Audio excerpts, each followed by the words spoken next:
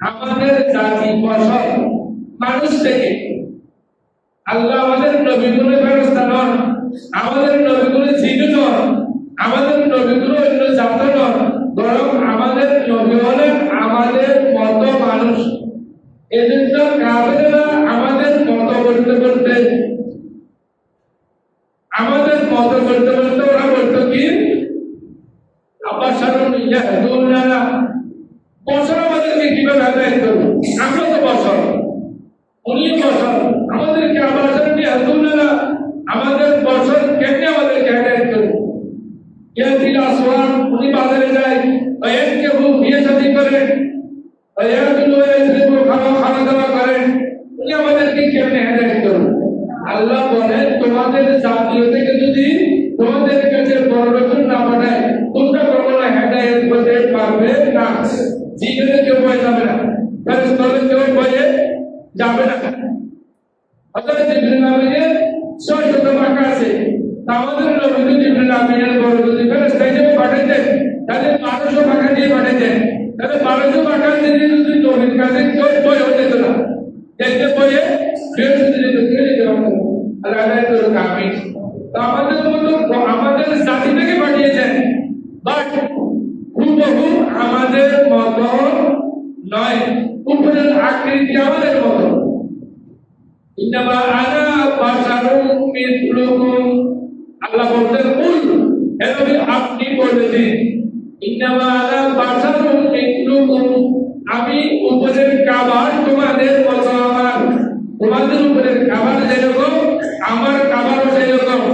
বাশারুন মানে মানুষ নয়, বাশারুন মানে বলে চামড়া, লেদার। আলেম যারা ফসল করে তারা একটু বুঝে, বাশারুন তো হলে চামড়া, বাশারুন তো হলে লেদার। যারা ডুবুরি, তারা ডুব দেওয়ার সময় সাগরে কি পরিধান করে? মানুষের রূপ নিয়ে গেলে চেঞ্জ করে দিবে। ওরা চায় হাঙ্গর মাছের রূপ নিয়ে, হাঙ্গর মাছের কভার করে তখন আপনার বঙ্গোপসাগরের তলায় চলে যায়। মানুষ কিন্তু তার কভার কি হাঙ্গর মাছের, তাহলে তাকে খেয়ে ফেলবে। এই জন্য আমাদের নবী বাসার মানে উপরের খাবার আমাদের মতো, কিন্তু নবী আমাদের মতো যদি কেউ বলে হুবহু আমাদের মতো, বা আমাদের দুটি দোকানে দুটি ক্যামেরা, আমি যেভাবে আমার নবীও সেভাবে, আমি যা জানি আমাদের নবীও তা জানে, আমি যা করি আমাদের নবীও তা করে, নাউযু বিল্লাহি মিন যালিক। তালিমের অনেক আগে চলে গেছে, তালিমের নাই কেন? তো মুহাম্মাদুন বাশারুন লাইসা কাল বাশারে, মুহাম্মদ সাল্লাল্লাহু আলাইহি ওয়াসাল্লাম বাশার, উপরের খাবার আমাদের মতো, কিন্তু কারু একেবারে হুবহু মতো নয়। এটা আরেকবার বুঝবেন তো, তুলনা দেওয়ার একটি দিক করে তুলনা দিতে পারে, তো একটি দিক মানে উপরের খাবারটা আমাদের মতো, কিন্তু ইয়াকুতুল হাজারুন লাইসা কাল হাজারে। তো বলতেছেন ইয়াকুতটাও পাথর, অন্যগুলো পাথর, কিন্তু ইয়াকুত পাথর অন্য পাথরের মতো নয়। সুবহানাল্লাহ বলি। তাই আসেন, আমাদের নবীকে আমাদের জাতীয় থেকে আল্লাহ পাঠিয়েছেন যাতে আমরা হেদায়েত গ্রহণ করতে পারি, আমরা যাতে নবীর দরবারে যেতে পারি, আমরা যাতে নবীর দরবারে গিয়ে মুসলমান হতে পারি, আমরা যাতে নবীর দরবারে গিয়ে ঈমান আনয়ন করতে পারি, আমরা যাতে নবীর দরবারে রওজাপাকে গিয়ে আমাদের গুনাহ মাফ চাইতে পারি। আল্লাহ হেদায়েত করুন, আমিন বলেন। আল্লাহ বলেন এখানে আমি যে একটা বলেছি, এরপর আরেকটা আল্লাহ বলেন লাকাদ মান্নাল্লাহু আলাল মুমিনিনা ইয বা'আসা ফীহিম রাসূলা। আল্লাহ আলাদা লক্ষ নিয়ামত দান করেছেন, কোন নিয়ামতের কথা আল্লাহ বলেন নাই আমি এটা দিয়েছি, এটা দিয়েছি, এটা দিয়েছি, কিন্তু একটি মাত্র নিয়ামতের কথা বলেছেন। সেই নিয়ামত কোনটা? ওয়া আরসালনাকা ইল্লা রাহমাতাল লিল আলামিন। এই আয়াতের ব্যাখ্যা আরেকটি আয়াত দিয়ে করা হচ্ছে। এটাকে বলা হয় আরবির মধ্যে তাফসীরুল কুরআনে বিল কুরআন। এটা হলো পৃথিবীর মধ্যে উত্তম তাফসীর। এক আয়াতের তাফসীর যদি আরেক আয়াত দিয়ে করা হয়, এটা হলো সবচেয়ে শ্রেষ্ঠ তাফসীর। এই আয়াতে বলছেন আল্লাহর রহমতের কথা, আরেক আয়াতে গিয়ে বলছেন রহমত মানে কি। রহমত মানে আল্লাহ বলছেন ওয়া রাসালনাকা, হে নবী আমি আপনাকে পাঠাই নাই ইল্লা রাহমাতাল লিল আলামিন, আমি আপনাকে রহমাতুল লিল আলামিন করে দুই জাহানের যত ইহকাল পরকাল, একালে জানাতে সাধারণ মানুষ সাধ্যমী, আবার পরকাল সব জায়গার জন্য আমি আপনাকে রহমত হিসেবে পাঠিয়েছি। বলে বলি সুবহানাল্লাহ। এক সাহাবী বলতেছেন ইয়া রাসূলুল্লাহ, দুনিয়াতে তো আপনার ভক্ত ছিলাম, আপনার আশিক ছিলাম, আপনি ছাড়া আমি পরকালে তো থাকতে পারবো না, কেমন করবো ইয়া রাসূলুল্লাহ, কেমন করবো পরকালে? তুমি কি চাও? পরকালে আমাদের থাকতে চাও? হ্যাঁ, একটা কাজ করো, পরকালে যেখানে তোমার বিপদ হবে সেখানে আমি থাকবো। পরকালে বলি সুবহানাল্লাহ। পরকালে বিপদ কোথায়? প্রথম বিপদ হলো কবরে। প্রথম বিপদ কোথায়? হে বলি কি নবী রসর পর না কোই হামি না কোই আমর, বাতা দো আকবর মেরে পয়গম্বর কে সবত মুশকিল জবাব মে। কবরে যখন আপনি যাবেন, কবরে আপনাকে বিভিন্ন ধরনের প্রশ্ন করা হবে। আমি সংক্ষিপ্ত আকারে বলছি। তো তখন আপনি আমি জবাব দিতে পারবো না, যারা গুনাহ করতে তারা মোটেই পারবে না। আর যারা নেককার তাদের কবরে আমার নবী হাজির হবেন। সুবহানাল্লাহ। হযরত আপনি আরেকবার কারাগে দিলেন।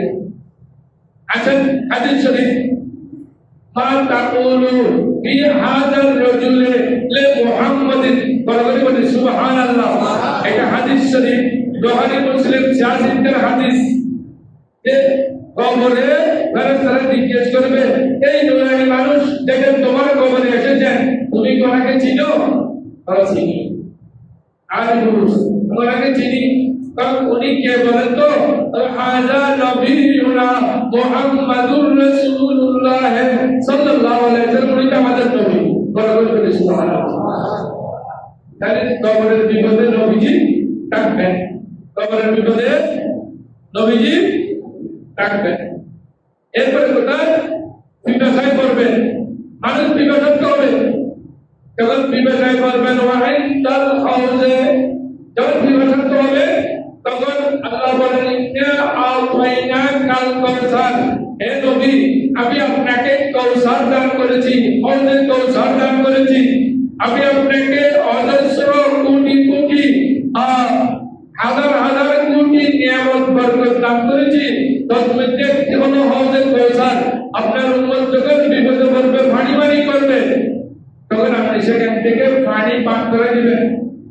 এই জন্য অনেকে দোয়া করে, আল্লাহ আমাকে এমন পানি পান করাবেন হাউজে কাউসার থেকে হাত্তা লা নাজমা বাদু আবাদা, আল্লাহ এমন পানি আমাকে পান করে দিবেন যে পানি পান করার পরে আর জীবনে কোনোদিন আমার পিপাসা না আসে। এই জন্য হাউজে কাউসারের এখানে নবী থাকবেন। এখান থেকে কয়জনে পানি পান করবেন? আল্লাহু আকবার। বুখারী শরীফের হাদিসে আছে, আমি কয়েকদিন আগে গ্লাসটা নিয়েছি, বলতেছেন পাকিজানুহু রাজিলুন, এখানে হাজার হাজার লক্ষ লক্ষ কোটি কোটি পেয়ালা থাকবে। সুবহানাল্লাহ বলবেন না? একটি দুটি নয়, কোটি কোটি পানি পান করার পেয়ালা, পানি পান করার পাত্র, পানি পান করার গ্লাস থাকবে। বড় করে বলি সুবহানাল্লাহ। কোটি মানুষ এখান থেকে। এরপরে কোথায় পাবো? ওয়াইন্দাল মিজানে, যখন বান্দার আমলনামা মাপা হবে তখন সেখানে নবীজি থাকবেন। আমলনামা কেমনে মাপবে? নামাজ, রোজা, হজ, যাকাত এগুলো তো মাপার কোনো সুযোগ নাই। বিজ্ঞান করতেছে আছে, কেমনে বাতাস ধরে আপনি মাপতে পারবেন?